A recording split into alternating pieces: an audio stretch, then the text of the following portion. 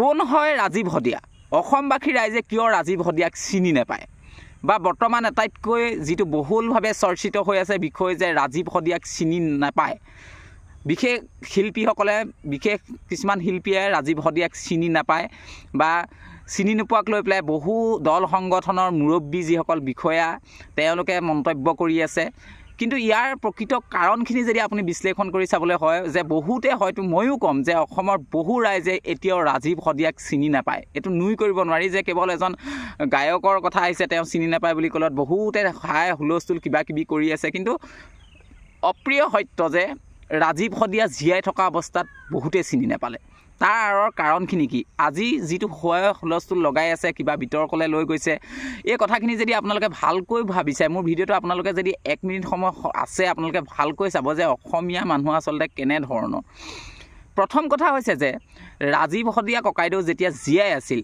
তেতিয়া এই ৰাজীৱ হদিয়া নামটো যিটো নাম আছে এটা কণ্ঠ এই কণ্ঠটো অসমবাসী ৰাইজৰ ওচৰত আচলতে সঁচাকৈয়ে জনপ্ৰিয় আছিল নে মুষ্টিমেয় কিছুমান শ্ৰোতাৰ মাজতে আবদ্ধ আছিল ৰাজীৱ হদিয়া আৰু এই ভুলটো কাৰ আচলতে ভুলটো আমাৰ বৰ্তমান সময়ত হয়তো আপুনি নিজকো চিকুটি চোৱাৰ আপোনাৰ প্ৰয়োজনীয়তা আছে কাৰণ ডিঙি হিৰ ফুলাই কেৱল মাত্ৰ টিআৰপিৰ কাৰণে কেইটামান মানুহে চিঞৰি আছে যে কিয় চিনি নাপাব ৰাজীৱ হদিয়া অসমীয়া কণ্ঠ কিবা কণ্ঠ আৰে ভাই তহঁতবোৰৰ গাতে এতিয়া যে চিঞৰিছ তেতিয়া ৰাজীৱ হদিয়া ককাইদেউৰ কিমানে চিনি পালে কেইটা টিভি শ্ব'তলে ৰাজীৱ হদিয়া ককাইদেউক মাতিলে কাৰণ ৰাজীৱ হদিয়া ককাইদেউৰ ওচৰত হয়তো টিআৰপি নাছিল আৰু য'ত টিআৰপি নাছিল ত'ত হয়তো সকলোৱে মাত নেমাতে কাৰণ তোমালোককো পপুলাৰ হোৱাৰ এটা মানে ফেম তোমালোককো লাগে সেয়া মিডিয়াই হওক বা সেয়া কিবা সংগঠনৰ কিছুমান মুৰব্বীয়েই হওক তোমালোককো লাগে কাৰণ মই দেখিছোঁ চাব আপোনালোকে কথাবোৰ পইণ্টত চাব ৰাজীৱ হদিয়া ককাইদেউ মৰি গ'ল তাৰপিছত সেই সংক্ৰান্তত ইমান বাতৰি নেবাজিল কিন্তু তাৰ পাছত যেতিয়া জুবিন গাৰ্গ ডাঙৰীয়াই এটা শব্দ ক'লে যে তেওঁ কি ইণ্টেনশ্যনত ক'লে হয়তো সেই সময়ত তেওঁ হয়তো সেইটো কোৱাৰ মানসিকতা আছিল নে বা তেখেতৰ পৰিস্থিতি আছিল নে সেইটো মই ক'ব নিবিচাৰোঁ কিন্তু তেওঁ কৈ দিয়াৰ পিছত কিন্তু যিহেতু জুবিন গাৰ্গৰ ওচৰত টিআৰপি আছে সেইকাৰণে হয়তো তালৈ মিডিয়া গ'ল আৰু তাৰ পিছতে লাগি গ'ল তেতিয়াৰ পৰা সংগঠনৰ কিছুমান মানুহ কিছুমান এনেকুৱা মানুহ লাগি গ'ল যে পটককৈ জাতীয়তাবাদ জাগি উঠিলে ৰাজীৱ হদিয়া ককাইদেউৰ প্ৰতি এই পটককৈ জাগি উঠা জাতীয়তাবাদটো বৰ ভয়ানক জাতীয়তাবাদ এতিয়া কথা এটা আপোনালোকক মই ক'ব বিচাৰোঁ অপ্ৰিয় সত্য যে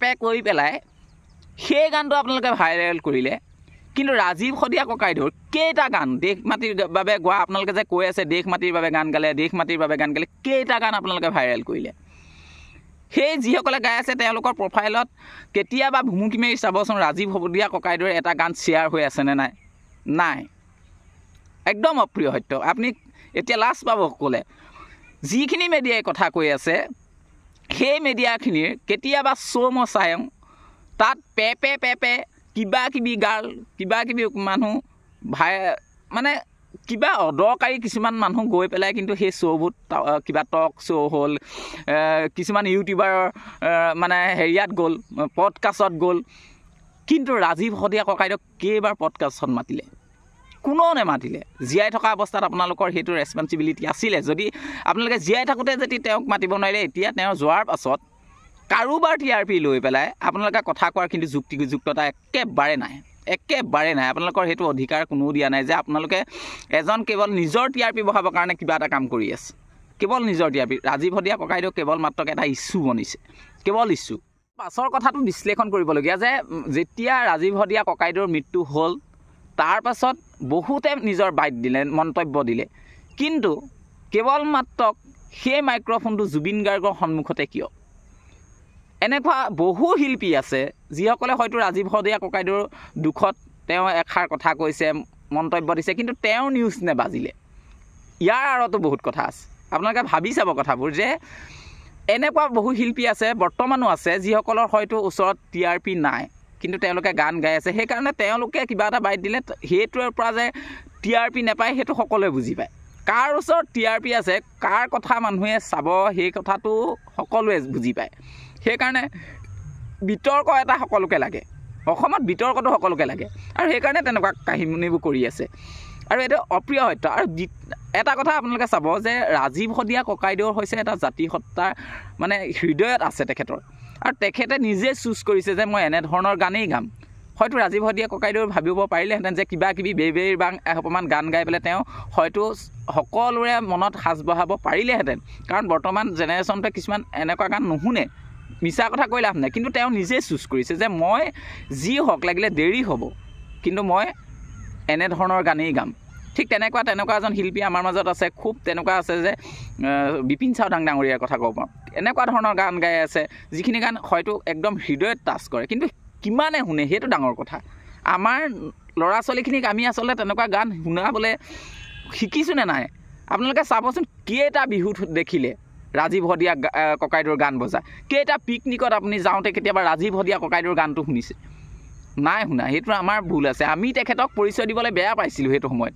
আমি তেখেতৰ সৃষ্টিৰাজিখিনিক স্প্ৰেড কৰিবলৈ বহলাই নিবলৈ আমি বেয়া পাইছিলোঁ অসমীয়া, কাৰণ আমাৰ মানে তেজে তেজে এনেকুৱা কিছুমান গান সোমাই আছে যিবোৰ গান হয়তো আমি মিনিংলেছ, ক'বলৈ বেয়া, মিনিংলেছ কিছুমান গানেই আজিকালি ভাল পায় আৰু হয়তো সেইটোৱে বিচাৰিছে, ট্ৰেণ্ডিঙত সেইটো আছে, সেইবোৰতে ৰিলছ বনে, সেইবোৰতে হেৰি হয়।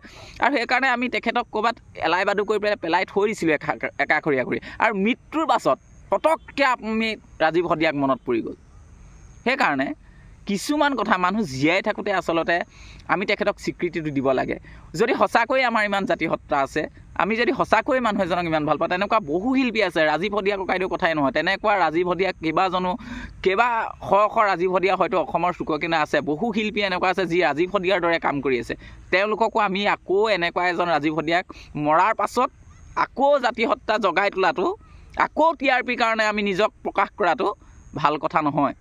জীয়াই থাকোঁতে মানুহজনক হয়তো তেখেতক আমি স্বীকৃতি দিব লাগে। এই কিছুমান বেবেৰী বাং কিবা শুনিব নোৱাৰা গান শ্বেয়াৰ কৰাতকৈ আমাৰ দায়িত্ব আছে যে আমি সেইসকল শিল্পীক আগলৈ নিব পাৰোঁনে নহয়। তেওঁলোকৰ হাতত অৰ্থ নাই, তেওঁলোকে কিন্তু বহু শিল্পী আছে যাৰ অৰ্থৰ অভাৱত আমি তেওঁলোকৰ আৰ্থিক দৈন্যতা দেখিছোঁ, তেনেকুৱা বহু আছে। কিন্তু কেৱল মাত্ৰ আমি এজন শিল্পীৰ পিছে পিছে ঘূৰি ফুৰোঁ, সেইজনেই হৈছে জুবিন গাৰ্গ ককাইদেউ। যি সম্পদ তেখেতকো এদিন মৃত্যুৰ পিছত আপোনালোকে এইকেইজনেই ফালিব, বৰ ভাল মানুহ এজন মৰি গ'ল, ভাল অসমৰ জনপ্ৰিয় কণ্ঠশিল্পী মৰি গ'ল, সেইকেইজন প্ৰথম যাব নিউজৰ সন্মুখত ক'বলৈ। কিন্তু সেইজনকো মাৰি নেপেলাব, সেইজনক ছিটুৱেশ্যনবোৰ চাওক, মিডিয়াখিনিও তেওঁ ছিটুৱেশ্যনটো বুজক যে তেওঁ কি ছিটুৱেশ্যনত আছে, তেওঁ কেতিয়া কোনটো কথা সুধিব লাগে। প্ৰতিটো মুহূৰ্ততে মোক যদি শুই থাকোঁতে যদি মোক কোনোবাই কিবা এটা কথা সোধে, মই হয়তো তেনেকুৱা কথাই উত্তৰ দিম। মানসিক স্থিতি বুলি মানুহৰ কথা এটা আছে। আপোনাৰ সদায় আমি হয়তো যিসকলে কৈ আছে মিডিয়াত পালি আছে, আমাৰ হয়তো সেইটোৱে কাম, কিন্তু সেই শিল্পীসকলে দিনটো কিমান কষ্ট কৰে সেইখিনি বুজিব লাগে।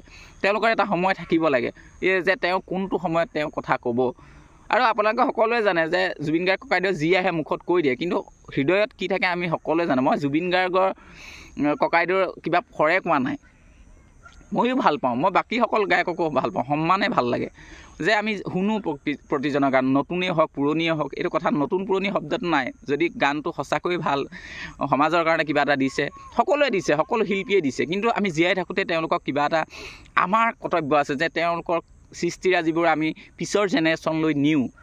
কেৱল মাত্ৰ মৃত্যুৰ পিছত শ্ৰদ্ধাঞ্জলি দিয়া, মৃত্যুৰ পিছত তেখেতক কৈ পেলাই বহুত ডাঙৰ ডাঙৰ কথা কৈ নিজক ওপৰলৈ লৈ যোৱা, নট গুড ভাই।